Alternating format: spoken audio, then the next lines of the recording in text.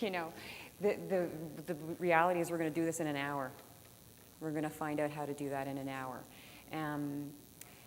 Okay, so if you don't have papers, collect papers, make sure that you have them.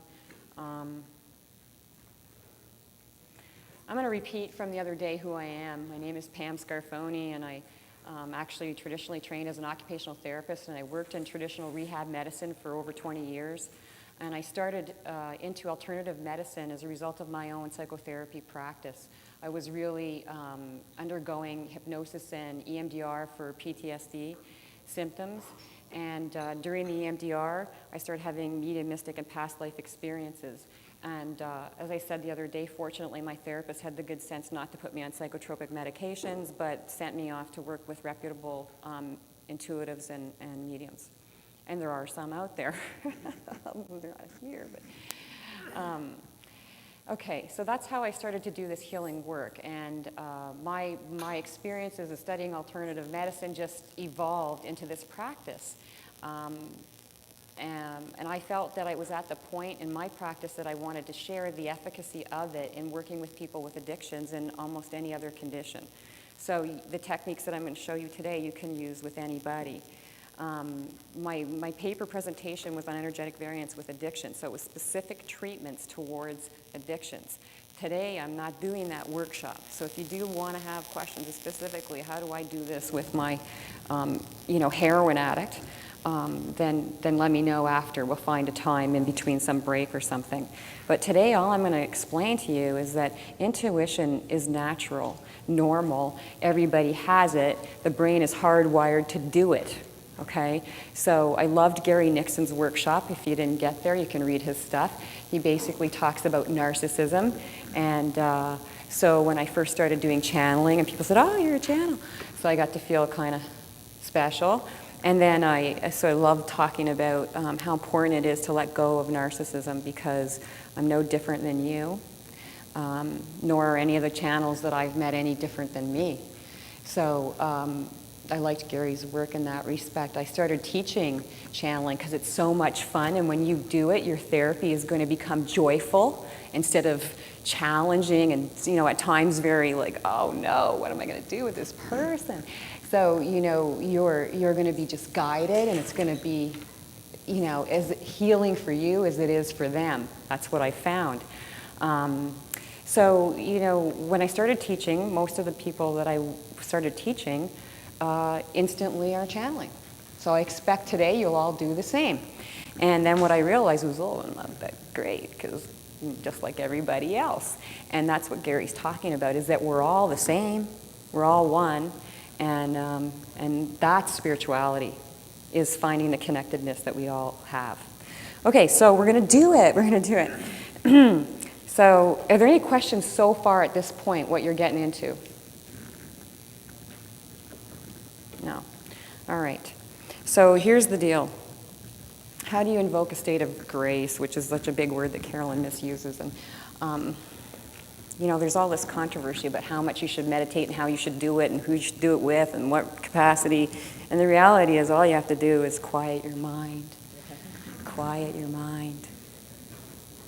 So that's all we're going to do, is quiet our minds. And then what I have discovered is that you get what you ask for. So I'm going to teach you to ask questions. So you ask a question, and you're going to go from there. You're going to have more questions than you have answers for, and you just connect that way. So what we're going to do basically a guided meditation. The guided meditation is to bring your consciousness into another area of your being. So your energy body and your chakras. So we're going to align them and activate them and just basically bring our consciousness to the energy body. You can hear me still? Yeah. So who knows what chakras are? Okay, good, a lot. Don't worry if you don't, because I'm going to tell you what they are as we go along. So we're going to go on a journey. We're going to open our chakras. We're going to open our mind, our crown. We're going to let go of all our worries. Here's one of the most important things you're going to learn in 1 hour. You have to let go of your ego. So hard. It's the hardest thing. So yeah, we were talking about that yesterday. If you have ego, then you have an agenda. So when you decide to start using this in your practice, you have constant rechecking of your ego. I'm going to tell you where you can leave it, when you can pick it up, because we all need it when we go out the door. But when you're in session and you're actually calling on a higher power or universal consciousness or the collective unconscious or God or your angels or guides or fairies or whatever you want to call them, and I don't care what you call them, then you're going to have to keep leaving the ego outside in order to do that. Okay? Just keep checking. Oh, wait a second. Was that me? Did I do that? So that's all you're going to do. After we do our guided meditation, you're going to trust, another hard one. So we're leaving the ego, and then we trust. So that's why channeling is hard. Really, I mean, trust, right? Who does that? And I had a client recently come in, sit down, and I was talking about him in my lecture. He was a sex addict, drug addict, and alcoholic. And he said, I think this is crap, and I'm really skeptical. And I said, yeah, me too. Like, you have to every time, every client, every moment, sort of check in, check in, check in. And that's what we're going to do. So we're going to go through that, and you can see it's all right in your paper. You don't have to write anything down. And this process that I'm giving you is my process. You could go to another person who teaches channeling. They could give you another process. You, in fact, could invent your own process. There's no right or wrong in this. It's how do you get to a clean place. And it's Nancy, right? She's a great person to talk to about that. So you can develop your own process. And it's very interesting because Carolyn Miss, who is a phenomenal channel, doesn't do anything. She says, all you people who go around meditating and channeling and doing yoga, she says, this is so silly, She's very opinionated, and she says this is very silly. All you have to do is sit quietly and ask for a state of grace. 2 seconds. 2 seconds. So this process I'm giving you could take us about half an hour. 10 o'clock, right? Okay. I'm going to move through it really quickly, and then we're going to work. So normally when I'm teaching this, I would sort of prepare a group, really get their energy in a place where it's open and, connecting and moving, and we're going to do it like this because you guys are great. And then we're going to work. So after that, you're going to work in pairs, and you need to sit with someone you don't know. It's very hard to do channeling for somebody you know because you know everything. So you need to sit with someone you don't know. And then we're going to work. So if there are a couple people who have to leave early, sit with the other person who has to leave early. So is there anybody who has to leave early? Anybody else? You might have to leave it. It's okay, because I have to be here. So, okay. So just be aware. Yeah, what time do we finish? 11. Right? 11. Okay.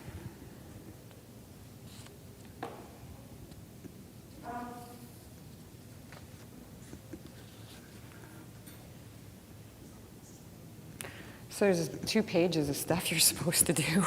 And I'm kind of laughing because I don't do it anymore. I'm as bad as, Pema Chodron, who I think you should all read. She's a great Buddhist monk, and she talks about meditation, and she said, if I could only do it properly, and she's teaching it. So it's kind of funny because I'm sort of the same in that respect, that this is what, I'll tell you I started off doing, but it's only a tool to get where you want to go, and I don't really do all this anymore. I mean, I do it, but I do it in about 30 seconds. 30 seconds isn't the best. I mean, if you ask me in the hall, then I'm going to do it in 30 seconds, but if I prepare for a client, and if you're preparing for a client and you want to do this, you need 20 minutes. You need 20 minutes to prepare for your client, just sitting and doing this. So when I started off, before a client got there, I spent a half an hour or 40 minutes preparing myself for my client. Now I can sit and I can do that in about 5 minutes, okay? But ideal for me is 20 minutes. For you, it could, you're going to maybe need to spend 20 minutes also, okay?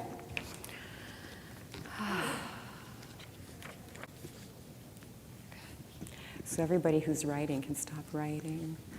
I am going to start talking softly, so I hope it's okay for the tape. But, you know, what I'm asking you to do is invoke a trance state in yourself. So, when people do channeling, what they do is they dream awake. And when you dream, you change the cycles per second in your brain. And we're going to dream awake right now, and we're going to have the cycles per second in our brain change. So if I'm talking very, very loudly, that will not happen. Okay? So, yes, question good. This is your last chance. If you talk any quieter, I won't be able to hear you at all.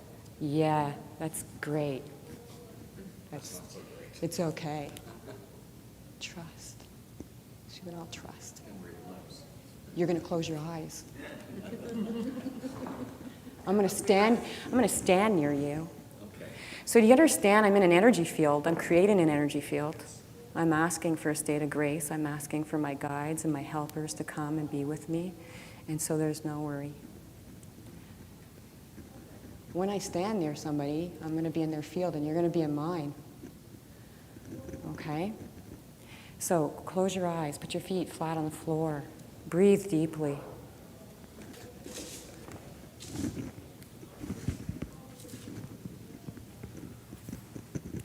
The breath is key, and I will promise you that most of your clients do not know how to breathe.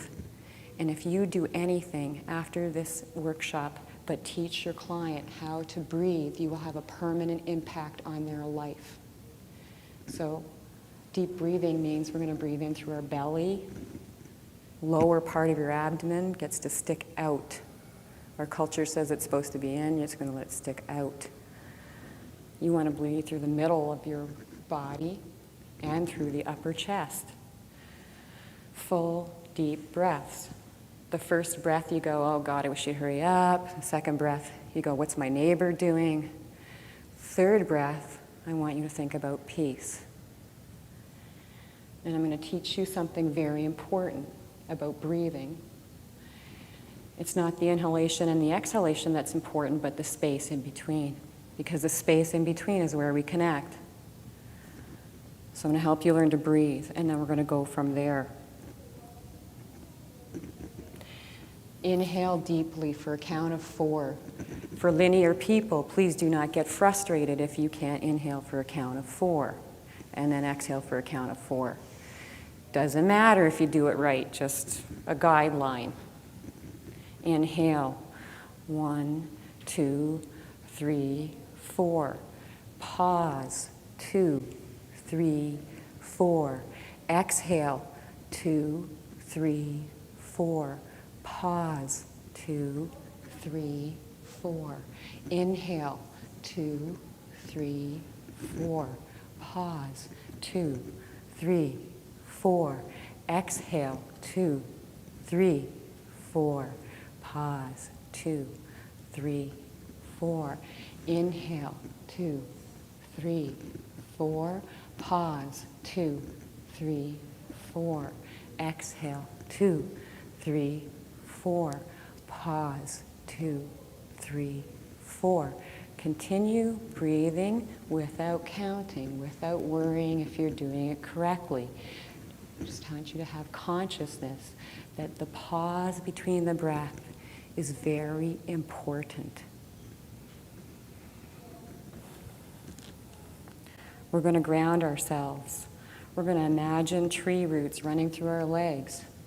They're going into the earth's surface, down through the rock and the dirt, deeper through the earth's layers to the very center of the earth, touching the molten fire of the core. The fire can form a ring of protection around you now. Grow the tree up through your feet and your calves and your legs, your abdomen, your arms, your neck and your head. So you're completely grounded into the earth through this beautiful tree.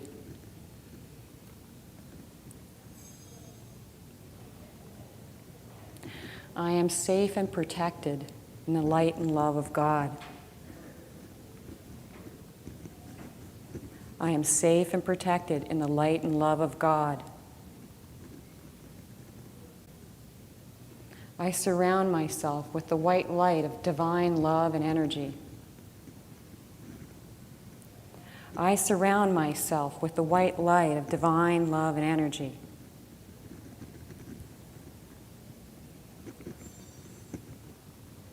I surround myself with the white light of divine love and energy.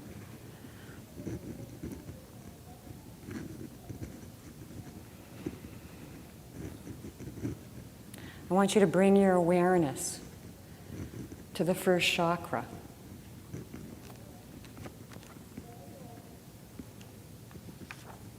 This is the area between your legs and the perineal area.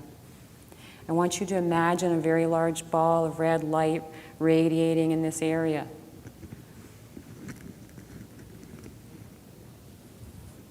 I have an abundance of strength and energy. I express my individuality in a divine, perfect way. I accept this truth. Move your consciousness up into the second chakra. This is the area below your belly button, the seat of your sexuality and creativity. I feel balanced desire, sexuality, and creativity. See here a spinning ball of orange light, a large vortex of creative energy, vital life force.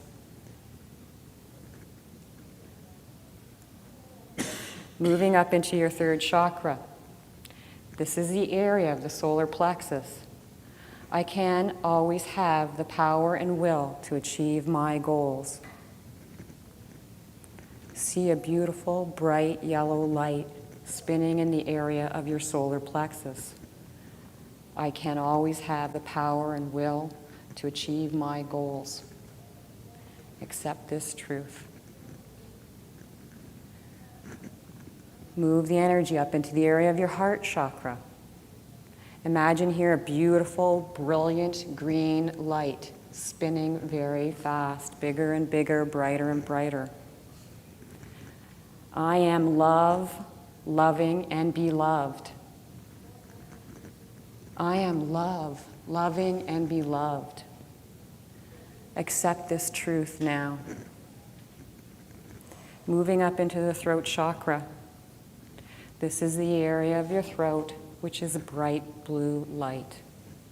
Imagine this light growing brighter and brighter, opening your throat, accepting truth, the seat of your communication of your essence. I communicate effectively and create from a knowingness unique unto my being.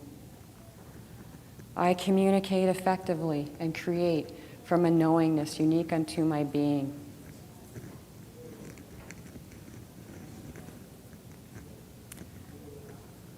Accept this truth now. Moving up into the area of your sixth chakra, this is your third eye, the seat of your intuition and perception. This is in the center of your forehead. Imagine here a beautiful indigo light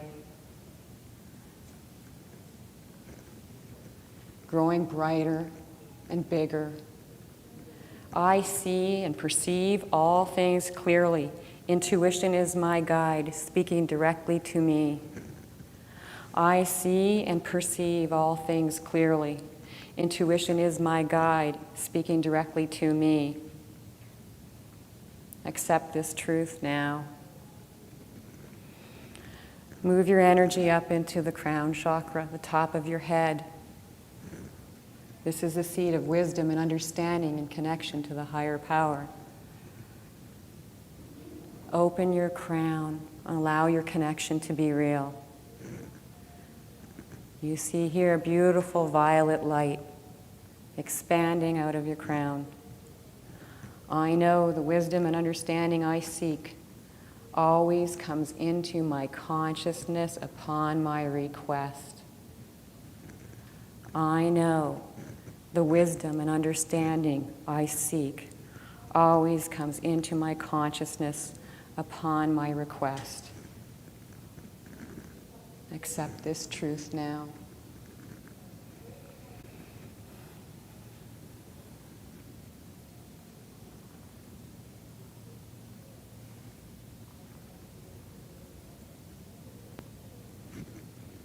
Accept this truth now.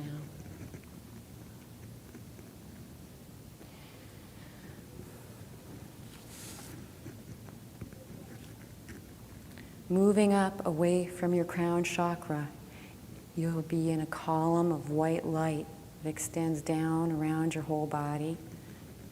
You're moving up with this white light, a beautiful, brilliant white light.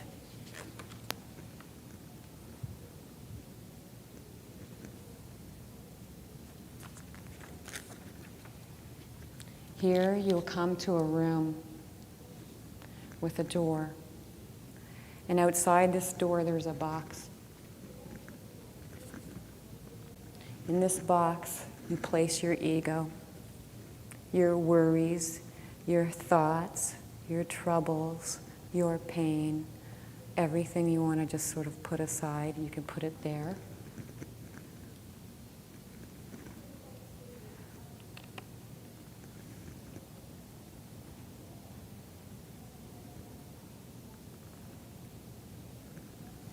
Go into the room, and in this room there's a window or windows of your design and a switch.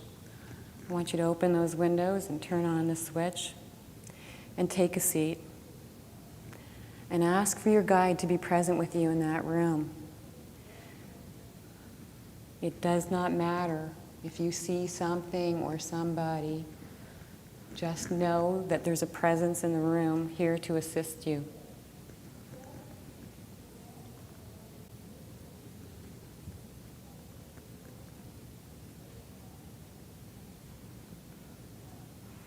You who are the source of all power, whose light illuminates the earth, illuminate also my heart, so I too may do your work. You who are the source of all power, whose light illuminates the earth, illuminate also my heart, so I too may do your work.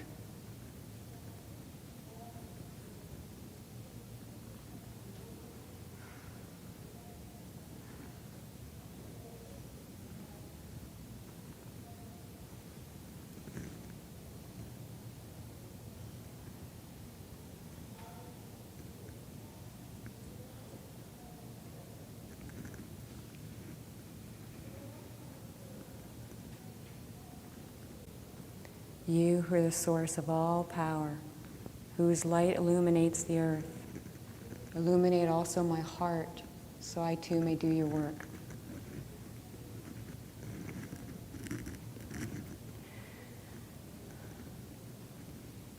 Now you're going to remain connected until the end of the session. But what I want you to do is gently bring your consciousness also back to this room. So slowly in your own time, return to the room. Gently, gently back. Gently back. When you're ready, open your eyes.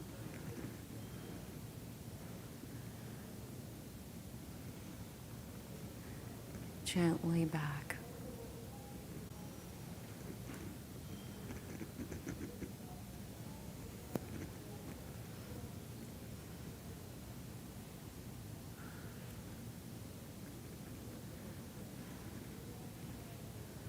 Okay, everybody's back. So, I'm going to continue teaching, and you're in your place. And so there's an understanding that you've set yourself up to do some intuitive work, and you're going to go sort of back to that place when we're ready to work, okay? All right. So,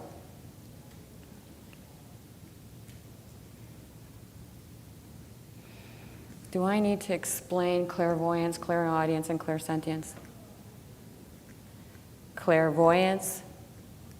Does everybody know what clairvoyance is? Clairaudience. Okay, no.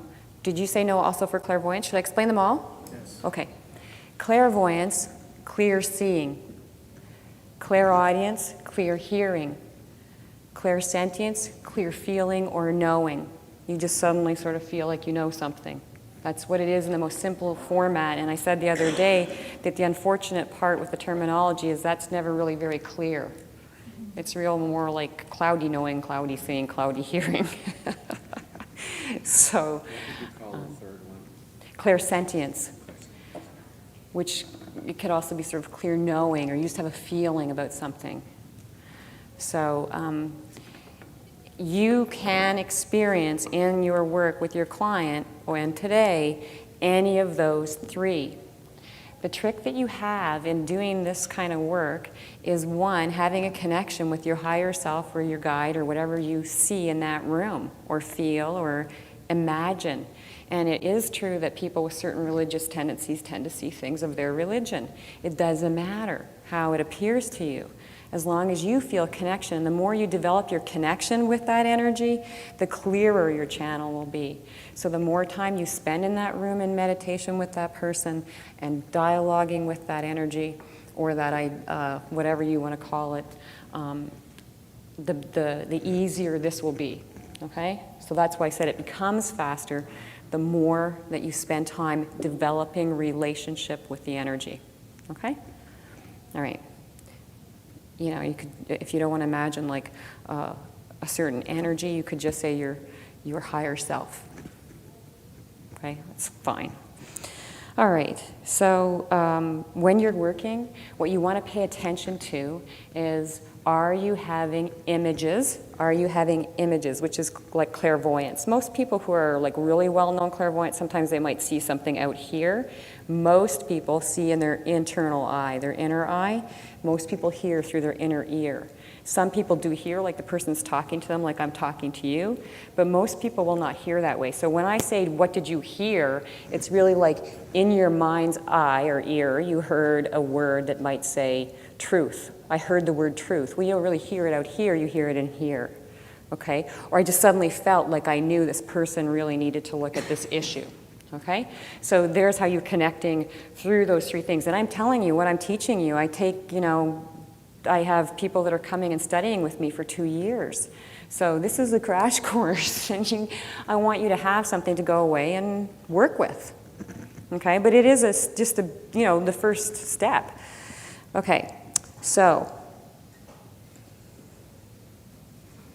anything else? I have in this paper written here, what is the most helpful and healing information for this person on this day? There's a very famous Native American, his name is Black Elk. One of the first books I ever read was Black Elk Speaks. And he was a tremendous, phenomenal, magical healer. And he did spiritual magic everywhere he went. And in his book, he says, I just ask, what's the most helpful and healing thing for this person? And when I read the book, I was like scratching my head. I mean, that's it? That's all I got to do is ask, what's the most helpful thing? And I thought, all right, I'll try that. And guess what? That's all you have to do is ask that question. That's it. So you can get 1 million books and hear 1 million people speak, and all you have to do is what Black Elk says. And I actually have studied with so many different people, and I don't really have much of an original thought. I can only tell you what works for me. And what you're going to do is take this and anything else you learn and see what works for you. Okay? My way isn't the only way, but Black Elk has a good way, and I like it. So you can use it. That's where that came from. All right. In terms of working with people with addictions and people who are coming in for sort of counseling issues, what is really important to me is getting to the core issue. So we're talking about finding meaning. What's meaningful? Do I have a relationship? Do I have a job? Can I achieve? Can I accept myself? All this stuff. And I go past that because I have had people come in to see me who have been in therapy somewhere between 2 and 7 years. 7 years is the longest time I've seen somebody who's been in psychotherapy and is spinning their wheels. So when somebody comes in, we're kind of thinking, I'm going to put myself out of a job. That's the reality. You're going to put yourself out of work because it's fast and it works. So you have, a couple of questions you're going to work through with the person, and your goal is for self-empowerment of your client. So the client becomes empowered in doing this on their own, and you don't have to work so hard. So the question that I'm asking are right there on the paper. What is the spiritual significance of the client's suffering? Is there any specific age that would be helpful to revisit in healing the issue? Are there any other healing strategies that are needed? So these are some of the most core questions that I always ask, and I look at what is the karmic significance of what's going on? What is the karmic significance of the complaint? Whether it's alcohol, drugs, sex, gambling, eating disorder, relational problems. What is the karmic significance? And there tends to be themes in these issues. And then go a little deeper. Well, what is this person's karmic significance? What is their soul evolution? And what we're looking at here is soul growth. And I had a discussion with somebody earlier, and I said, Spirit doesn't really care if you accept, achieve, find meaning, relate, go to AA. They don't care. What they care is if you evolve your soul, your spirit guides, your angels, whatever you imagine them to be, want you to evolve. Or otherwise, if you have any Eastern philosophy, you have to come back and do it again. And it isn't that much fun if you've been an alcoholic or whatever to come back and do that over. So there are significant karmic themes that have to be worked through. And it is true. You can work them through without having community, connection, interaction, intimacy. You can. Because they're higher issues. And it doesn't have to feel good. Spirit doesn't really care if you're happy. They want you to evolve. They want you to evolve. So you're, as a therapist, finding yourself in quite a different place. Your job isn't really to make this person happy, but to empower them in their karmic crap. And it is crappy. Because I've met people whose path ahead of them is going to be shit from the minute I saw them to the last day I see them. I can tell. I look, I say, you got a bad deal. You got a bad hand here. You know, you got dealt this hand, and all I can do is help you to work with it. That's it. You know, I have other people come in, and I see, wow, you got a good thing ahead of you, and you just have to do da-da-da. It's unfortunate, but it is the way that it is. There's a karmic blueprint there. So some people are going to, you know, have an easier path than others. That's the story. It isn't fair. So, that's what you're looking at. Are there any questions about that? Oh, you guys are good. Yes? You have to believe that they have this work. Do you have to believe that they have this work? Yeah. You have a certain connection to Eastern philosophy and karma. And Do you have to believe in reincarnation? No. Do you have to believe in your work? Well, No, not in your work. That particular philosophy from whence you come. no, you do not. You do not have to believe in reincarnation or anything like that. All you're believing in is in the possibility of self-healing. Because really, even as a healer, when I'm putting my hands on people, I really think, well, I'm just really kind of empowering them to heal themselves. You know, the innate ability to channel, the innate ability to heal, it's within. And if you read Deepak Chopra, and you read Carolyn Myss, and you read Louise Hay, and you read all these people who are very reputable, big-name people in the field, they'll tell you it's inside of us. You know, because if we all come from the God source, if we're all one, if you want to believe any of that, you can. And if that's all true, then we have also that power within us. You know? So it's certainly helpful to believe that somebody can help us along. I believe that. Why do you keep saying that of various pieces of this is hard? What's hard? What did I say was hard? Remind me. You said it several times. This takes a long time. This is a hard part of life. This is hard. What, in terms of what I was talking about a client? You've been saying it each several Wait, times. somebody help me out. I don't know what he's asking me. When you said about clients that their path would be difficult and that their shit's going to be... Right. Particular person I was talking about. So a client came in and I happened to read them energetically because I'm doing intuitive work, and I could see that they had a lot of difficult things ahead of them on their path. So instead of telling them I could fix them, heal them, change it, recreate it, all I could tell them is I can help you, support you through that, because it isn't going to go away. Now some people will come in and you will see difficult challenges, but they're not forever. This one person in particular had a difficult path. That's what I'm saying. It was that one person. Most people that I see, she's actually probably the only person that I've seen that had that sort of really tough path. Most people I see have, a challenge here, and then they go along and they grow, and a challenge here, and then they go along and they grow. She had fibromyalgia and chronic pain, and I didn't see that going away. And I didn't want to promise her that it would because I couldn't. I don't promise people that I'm going to fix them. Some might say that you're setting up a self-fulfilling prophecy when you tell them that their path is going to be a tough one for a long time, or forever. Forever in terms of their time on the planet. Could be. Is that like a personal suggestion? It could be. It could be. So when you start receiving information, and Nancy will tell you this, it's really important you go back and you check yourself out. And is this my story or theirs? Is this my agenda or theirs? I mean, it's very controversial because in psychotherapy, you sit back and you let the person discover. And you can do past life regression that way. Brian Weiss is really well written. He wrote Many Masters, Many Lives, and he has a technique where he guides the person through a process of past life regression. If you're channeling and you see someone's past life, you're trusting something that isn't necessarily the client's. And you have to tell people, be discerning. If this doesn't resonate with you, then don't deal with it. I'm teaching you something that is pretty controversial. You know, it's not in connection with traditional psychotherapy practices. But what I can tell you is that it's fast. Can I tell you that I've made mistakes? Probably.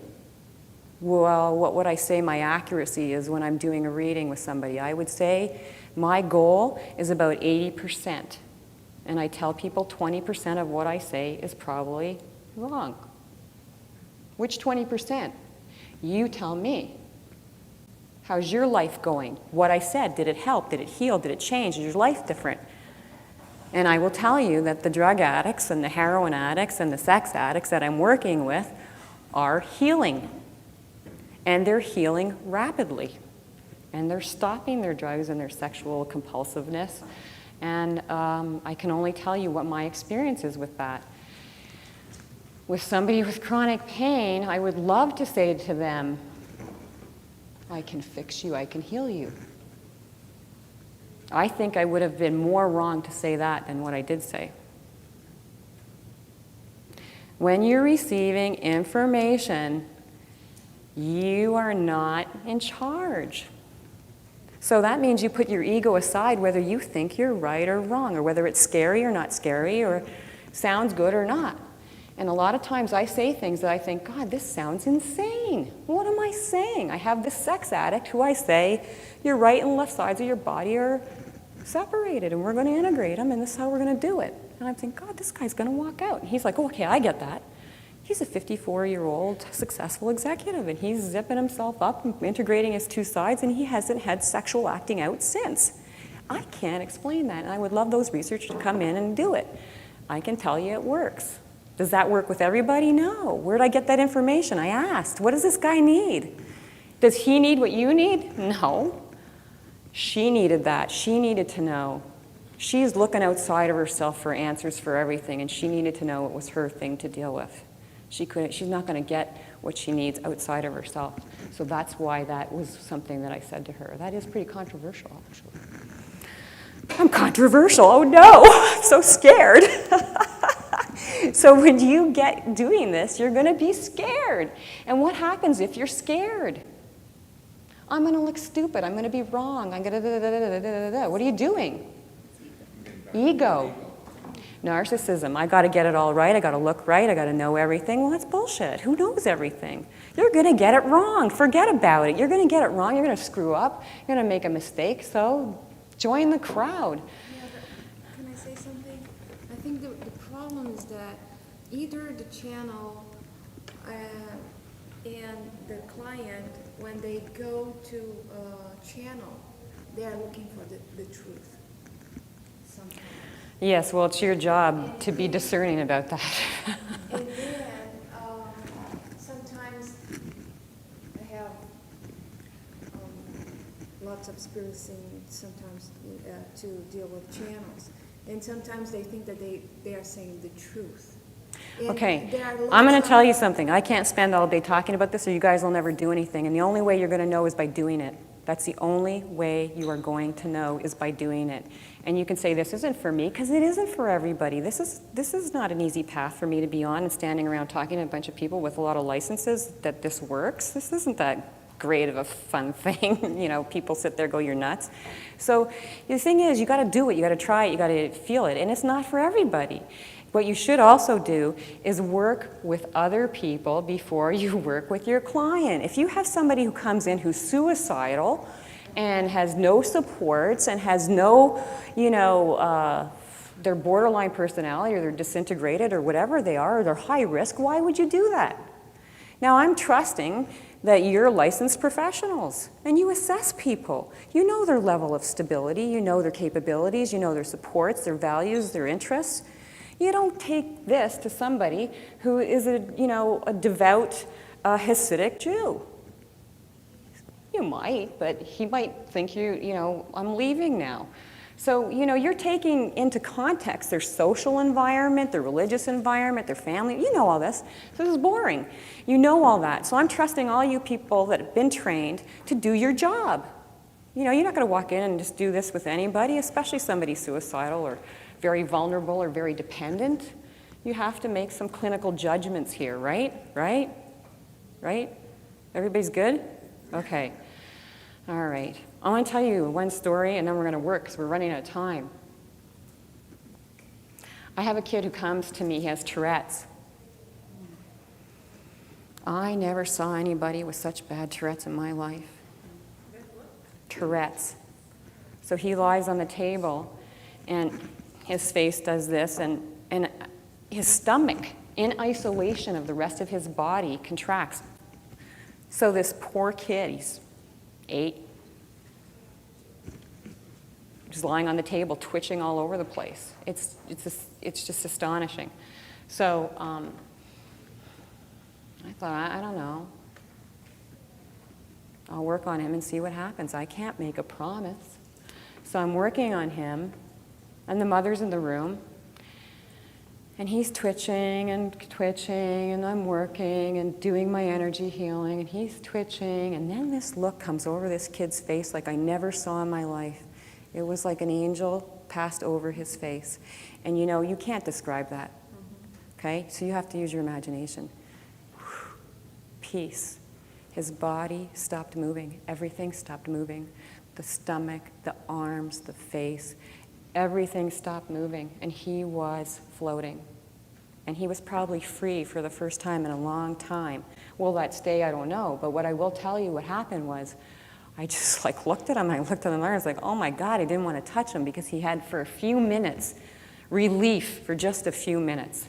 And I left him there, and he did not open his eyes. This is an 8-year-old boy who, you know, you can't get an 8-year-old boy to sit still without a Game Boy.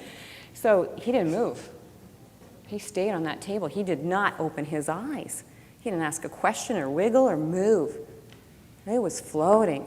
I didn't want to wake him up, but time was passing and passing, and finally I gently touched him on the shoulder, and he opened his eyes and he looked at me, startled.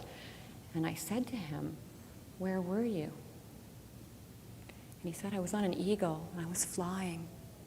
He's 8. I was flying and flying. And I flew right up to the moon that I could almost touch it. And this is what I'm talking about. You can't measure that experience. So the thing that was so shocking for me is that one of my first mystical experiences, and you people are studying spirituality and religion, mystical experiences, I had a feeling of like leaving the body and this expansion, and I came right up to the moon in my first mystical experience, which I really felt was a significant day. And I was just with the moon, and I felt oneness with everything. I was so moved. When I came back from that journey, I wrote a poem called I Touched the Moon. I wrote this poem, I Touched the Moon. It wasn't a great poem. It was just about what happened to me. And then this kid looked at me and said, I touched the moon. That was a gift to me. That's what will happen to you. Your client will say something and you will hear a validation. And that's when you know, okay, something's happening. He could have said anything. He could have said, I went on a roller coaster ride and I got ice cream. But he didn't. He said, I touched the moon. And I knew where he went because I went there. I've been there. So I was like, okay, I needed that. That was for me, because I didn't know if I could help this kid. I never saw anybody with such bad Tourette's in my life. And that spirit helping me, because I have these questions that you have, like, ooh, should I do this, should I not, what am I doing? Self-doubt, self-criticism, self-condemnation, and you'll have it too. And when you're having it, spirit comes along and they hand you something right on a platter that you just got to go, okay, doing the best that I can. Now I want you to partner up real quick with someone you do not know. Hurry up! Hurry up, because we're running out of time.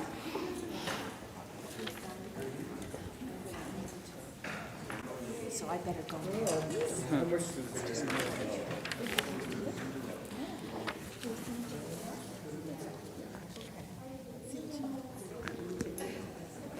Partner up with someone you do not know. Do not sit close to anybody else because it will be distracting and you'll drive yourself mad. You need to move away to a corner where there's nobody else.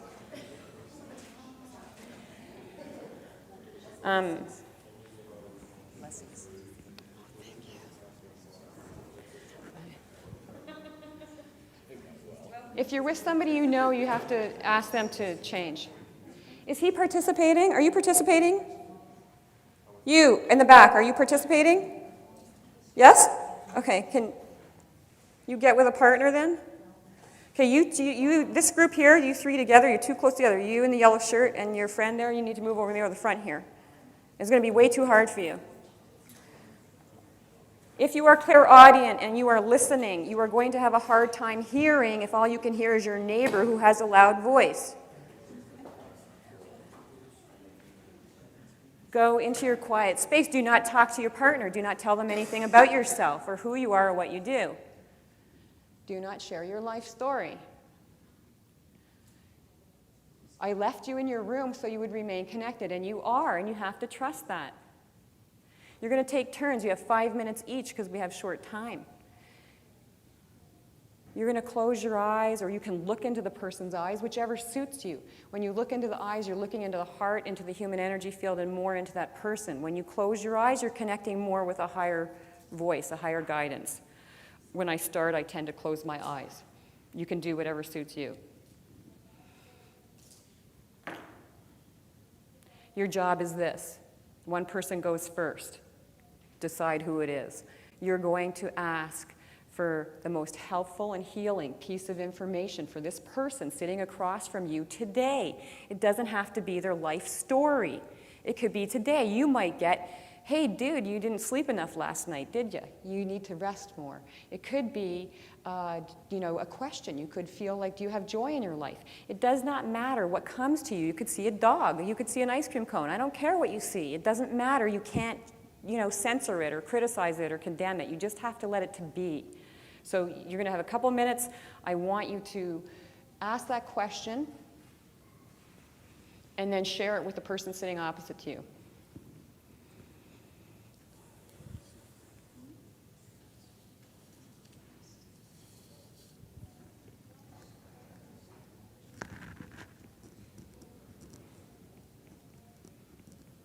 Shared with your partner, I want you to switch. When you have finished sharing with your partner, please switch and have the other person take a turn.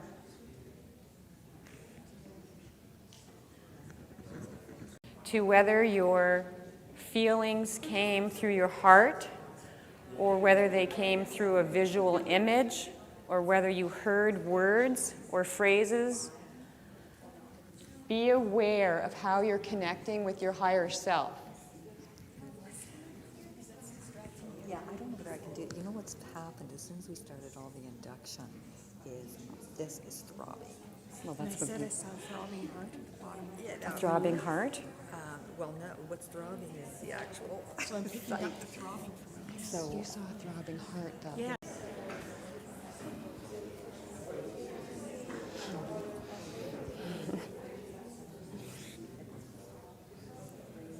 Hello. Let's regroup. Yeah, what I just want to say before you ask your question is you guys like doing this because nobody wants to stop, and that's really, really important to notice, is that when we stand in the light, it feels good. So when you stand in the light, With your client, you bring them into the light.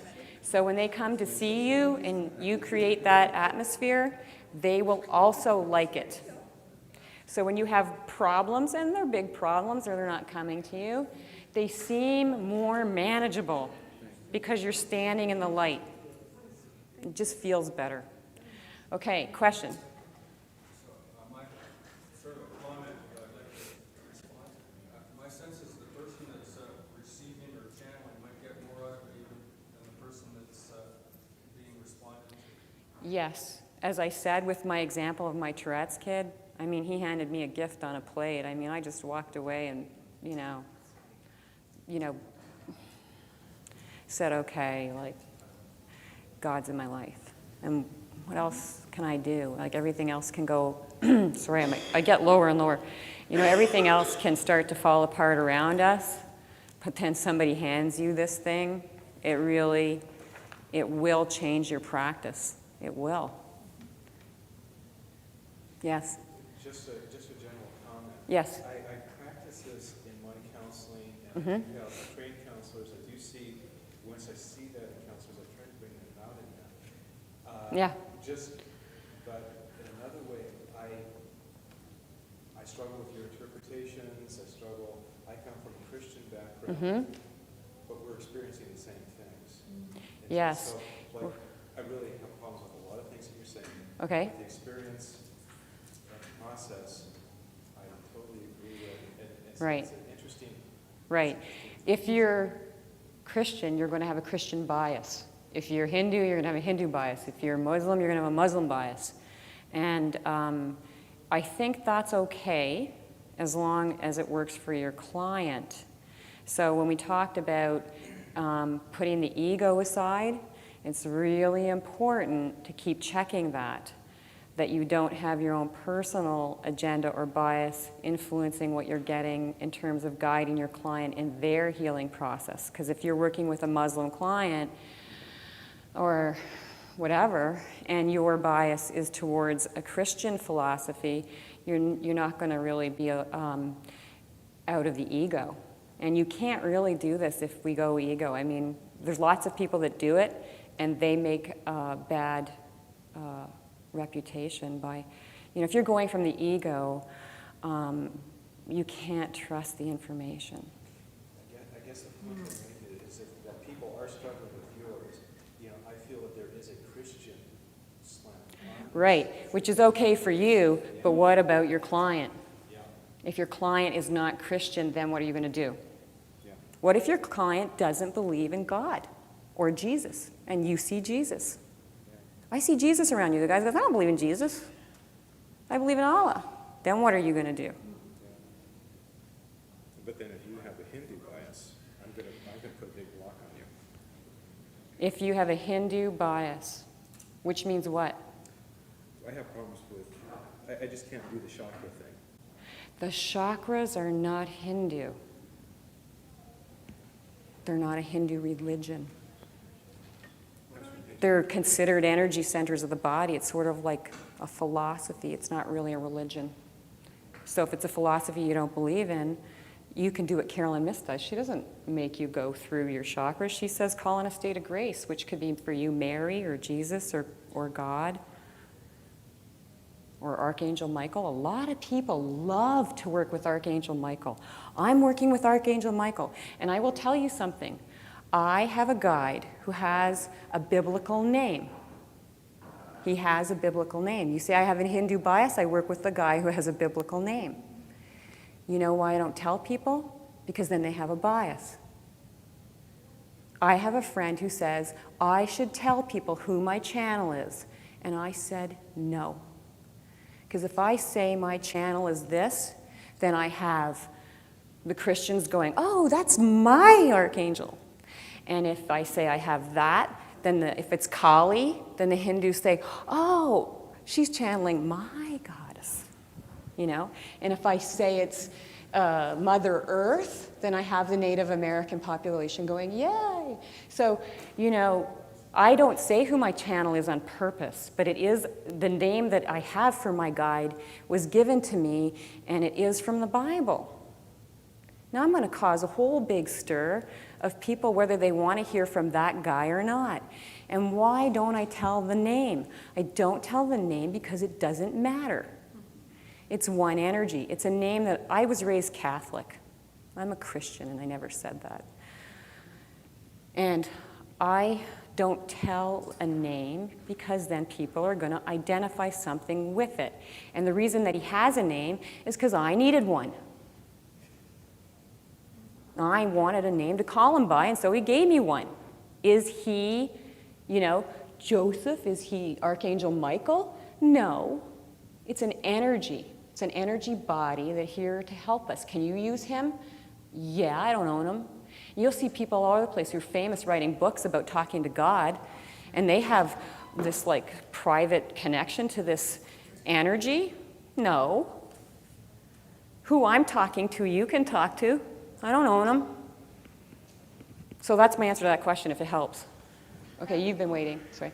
I have a little practical question because I already got it. I understand the whole conversation, but I work in an agency where I have a client at 4 o'clock, a client at 5 o'clock, a client at 6 o'clock, and you've got that little 10 minutes between time where you say goodbye to one client, you say into another client, and I just practically, how do you get yourself recentered for the next client who's somebody completely different? You're open all day.